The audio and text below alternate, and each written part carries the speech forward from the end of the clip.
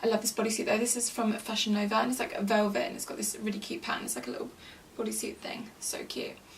Love me a bit of Fashion Nova. Welcome back to my channel, you guys. So today I'm going to be doing the look that I've got on my face right now, super dramatic.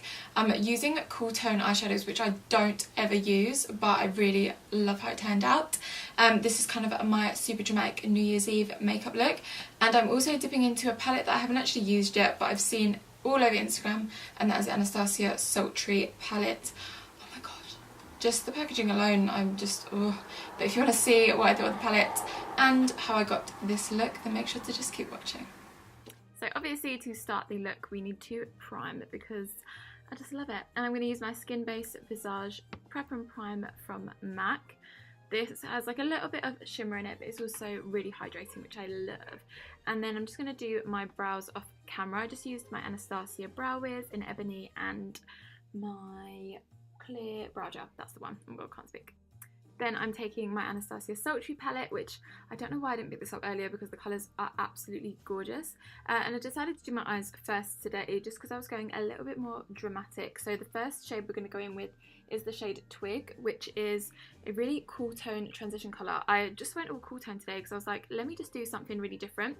So I just basically popped that into the crease and kind of into the inner portion of the brow as well, and then continuing the cool tone kind of route, I'm taking Slate, which is like a kind of browny taupey grey shade, and then I kind of pack that on with a denser fluffy brush first, and then I take the big fluffy brush and blend that out afterwards.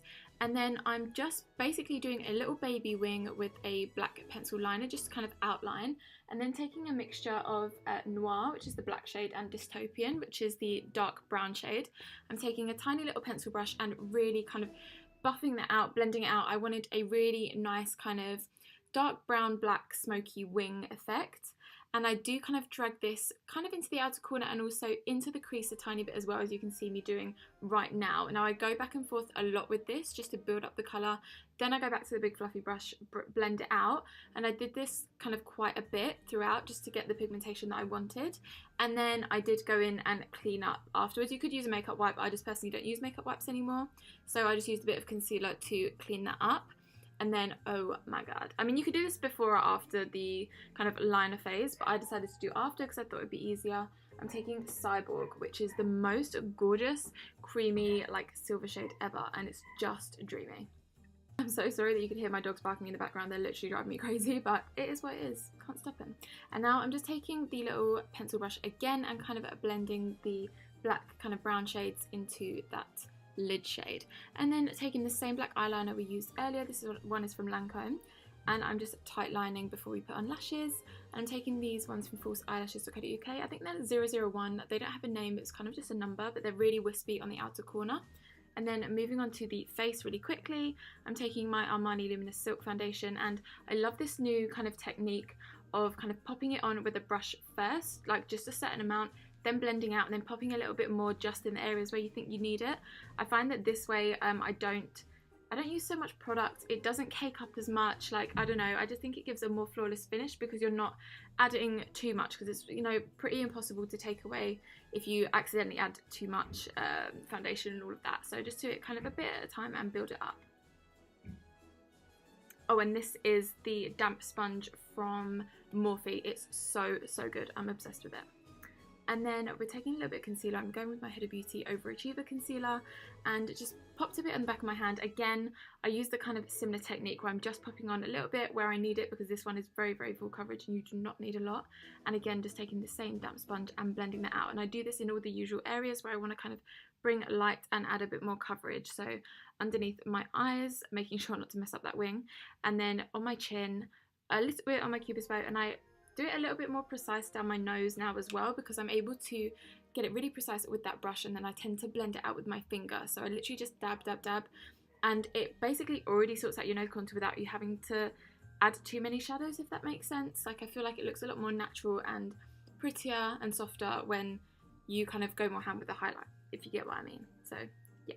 And then I forgot to show you, but I'm using the Huda Beauty Easybake powder in Pound Cake, and I'm basically setting everything using the damp sponge wherever we put our concealer, and then I do go in and kind of set the rest of my face, but with a big fluffy brush, just before we go in with any baking. So this is the technique that I learnt from Makeup by Aria, where if you don't want the kind of powder to kind of cake up on your face, make sure that you set first and then you put the powder on top, so it's just kind of giving you that extra little layer and it's not going to cling to any kind of wet patches on your face. And honestly, it creates like such a flawless finish. It's so good. One of the many great tips that he shared in that class. And then for bronzer, this time I decided to go with my Kat Von D Shade Light palette, and I always take the middle shade just because it's the best shade of bronzer for me, because the other one is a bit too dark and then the other one's too cool tone. So I'm just taking this on a little Morphe kind of contour brush and just popping this kind of in the cheekbones, around my forehead. We want to change the 10 head into a forehead, if you get what I mean. So I'm just making sure to really blend this nicely, because this is a very, very, very pigmented powder. So what I tend to do with this actually is dip into the pan, then I'll kind of wipe it off a little bit or dab it on my arm, and then I'll go into my face, because if you go in your face straight away, sometimes it can kind of cling to areas. And then for my nose contour, I always use my Too Faced Milk Chocolate Soleil bronzer. It's like that, or the Chocolate Soleil one. That's the only one that I use on my nose, I think, just because it's the perfect colour. And then again, I'm also taking the Too Faced one on my jawline and down my neck as well.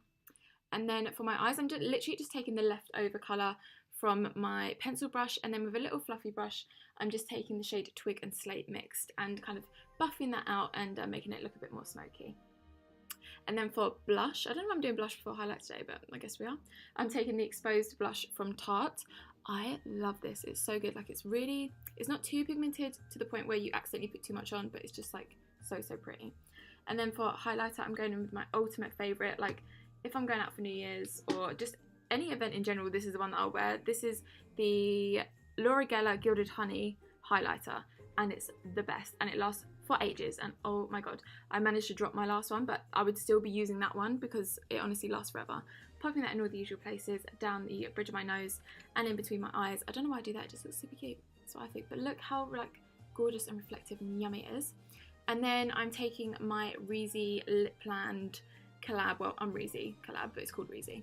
And I'm taking this liquid lip, and it's just the perfect like nudie pink. I don't know, I thought I didn't want to go with like a brownie nude or anything because we've got the cool tone eyes and I don't want anything to be too warm. So I thought that this is just kind of the perfect little addition. Didn't want anything too bright either because, you know, I'm a neutrals gal. That's what I love. So I'm just popping this on, and then I also go in and set afterwards. But this time I decided to use something a little bit different because, you know, it's New Year's, you want to be glowing to the golds. So this is the Iconic London like illuminator spray, but also sets in your makeup, and it's so good. Just cover your eyes so you don't get any glitter on there. So this is the final look, you guys. I really hope you enjoyed my New Year's Eve tutorial. So this will be the last tutorial that I'm doing until 2019. Oh my god, how crazy. I literally can't believe it. But I'm like obsessed with how this turned out, and oh my god. I don't know why I didn't get this earlier. It's so beautiful, and the packaging. Can we just talk about the packaging? So good. All the colours are blended like a dream. There was a bit more kickback, I guess, than I would expect from a noir shadow palette, but it didn't really matter, to be honest. It blended out dreamy. So if you did like this video, please make sure to hit that like button and subscribe to my channel if you haven't already. And I really look forward to seeing you guys in the next one. Have an amazing Christmas and New Year's.